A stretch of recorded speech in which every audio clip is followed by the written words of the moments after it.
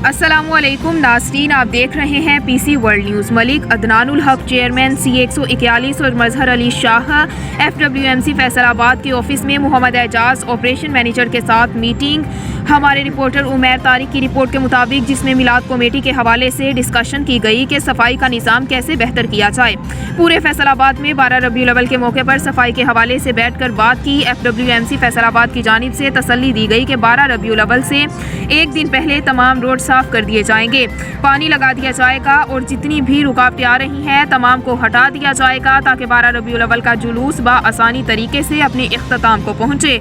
और उसके बाद पाकिस्तान की खैर वाफियत के लिए दुआ भी की गई और चाय का इंतज़ाम किया गया।